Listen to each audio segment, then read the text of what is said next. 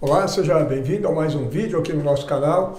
Neste vídeo vamos discutir uma questão relacionada à hipertensão arterial. Se você é hipertenso ou trabalha com alunos ou pacientes hipertensos, sabe qual é exatamente a relação que existe entre alguns dias em que a pressão está mais alta e, portanto, o indivíduo mais descompensado e o fato de apresentar sintomas como edema, inchaço nas mãos, nos pés, e um aumento da diurese, quer dizer, um aumento, urina mais nesses dias.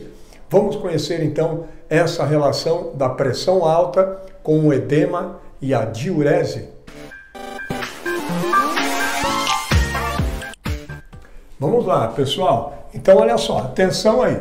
Quando a gente pensa em alguém hipertenso, se por um acaso, num dia qualquer, o indivíduo estiver com a pressão um pouco mais descontrolada, estiver mais descompensado por uma série de fatores, ou não tomou medicamento, ou hoje está com alguma alteração motivada por um estado emocional um pouco mais alterado, ou por algum tipo de alimento que determinou uma retenção líquida de sódio e líquida maior, ou então um aumento de resposta adrenérgica por algum outro fator, ele está mais descompensado. Aí ele tem um aumento mais exagerado da sua pressão arterial. Nesses momentos, nesses dias em que o indivíduo eventualmente esteja com maior nível de descompensação da PA, ele vai ser vítima e vai perceber que pode acontecer, ou se ele fica um período, 2, 3 dias, uma semana, um período em que ele está com a PA mais descompensada, ele vai perceber que vai ter um pouco aí de consequência disso e, portanto, sintoma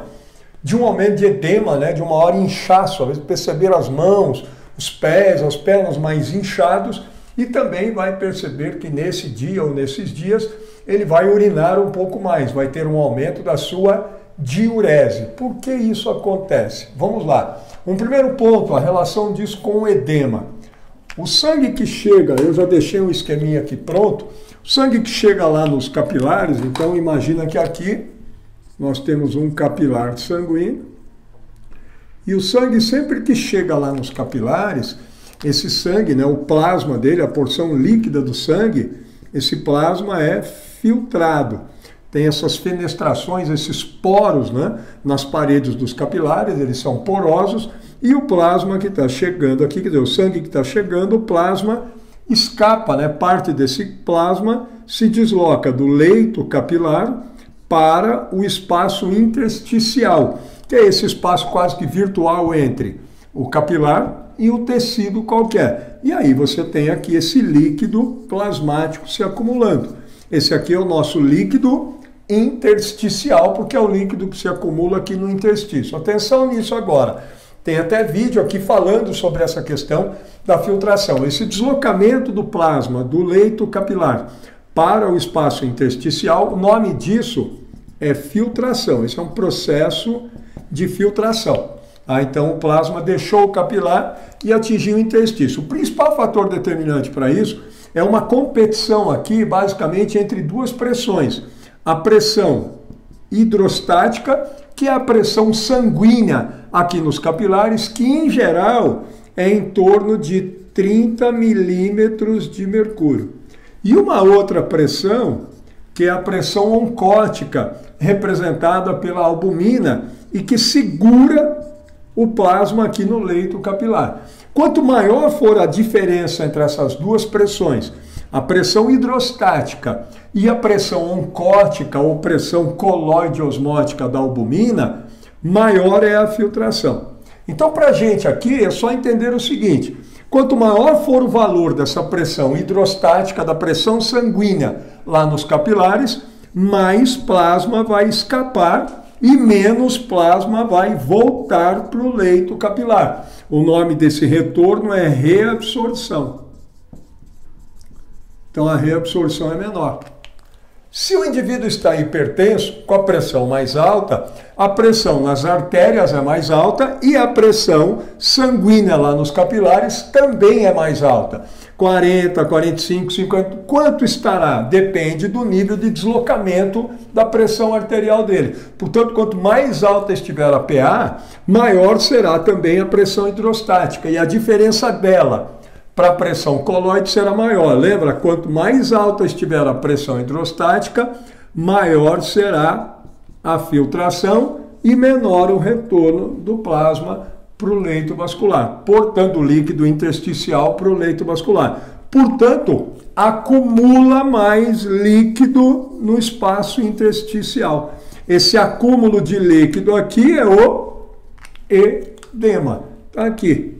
Então, esse é o fator responsável pelo edema. Portanto, o seu aluno hipertenso, o seu paciente ou você hipertenso, fique de olho nisso. Quando estiver com maior nível de inchaço nas mãos, nos pés, significa, portanto, que você está com maior taxa de filtração, menor reabsorção lá nos capilares e, portanto, estará com acúmulo de líquido no espaço intersticial. Um edema, um inchaço. Então, esse é o fator. E ele é diretamente aí, proporcional ao nível de descompensação da pressão arterial. E a diurese, Cássio? Porque quando a pressão também está mais alta, a diurese é maior. Na medida em que a pressão está mais alta, então o aumento da PA leva também a um aumento da sobrecarga do coração, leva a um aumento do duplo produto cardíaco. Por favor, dá uma olhada no vídeo aqui sobre o duplo produto. Tem os vídeos aí falando dele, a função cardiovascular, e tem um vídeo especificamente falando do duplo produto cardíaco. Então, aumentar o duplo produto significa aumentar a sobrecarga para o coração, significa sobrecarregar o coração sempre que a pressão está mais alta ou a frequência cardíaca. Estamos falando aqui da pressão. Aí o coração é sobrecarregado, ele é obrigado a contrair com mais força para poder ejetar o mesmo volume de sangue. Quando isso acontece, que ele está mais sobrecarregado por esse aumento da PA, o coração, mais especificamente os átrios, liberam um peptídeo, um hormônio, que é o peptídeo natriurético atrial. Natriurético vem de sódio, né? Lembra o símbolo do sódio é o Na. Diurese é você urinar mais, é aumentar a excreção, né, de urina.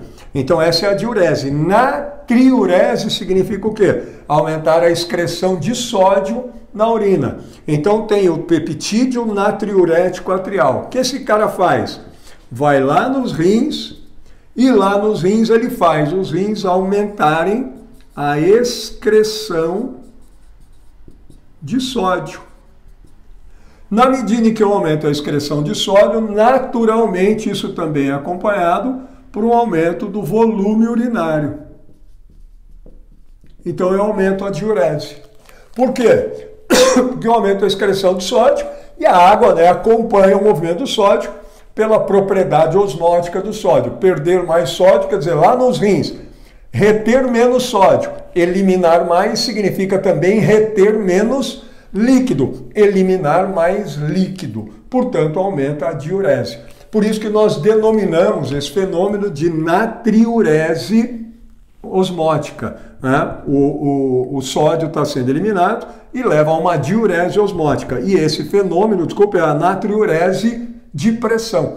Então aumenta a excreção de sódio porque a pressão está alta. O coração pediu para o rim aumentar a liberação de sódio para aumentar o volume urinário, para diminuir o líquido corporal total, e na medida em que você diminui o volume do leque, o volume de líquido corporal total, o volume do líquido extracelular, isso determina uma redução da PA, principalmente da PA sistólica. Dá uma olhada nisso aí. Então isso aqui é uma estratégia dos rins, do organismo e dos rins, para controlar um pouco mais a pressão nesse dia que ela está mais alta. É um dos mecanismos de controle da PA. Tem um vídeo nosso aqui falando disso, desses mecanismos de controle da PA.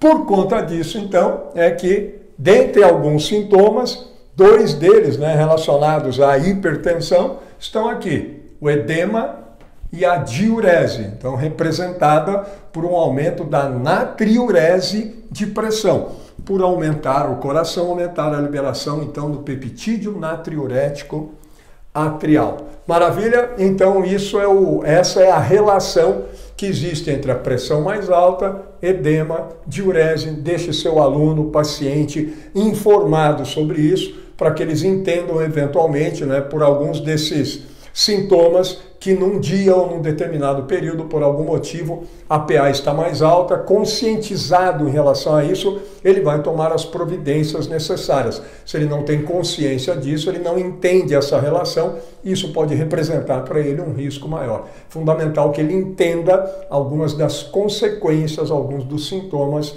de um deslocamento maior e de uma descompensação maior da sua pressão arterial. Espero que tenha ficado claro, espero que você tenha gostado, deixe aqui a sua curtida, o seu like, se inscreva no canal, por favor, se gostou, recomende o vídeo e o canal para os amigos de vocês. Faço o convite também, para que faça parte aqui do nosso clube de membros, que é uma forma alternativa de auxiliar aqui para o nosso trabalho no canal, e espero revê-los nos demais vídeos aqui do canal. Muito obrigado.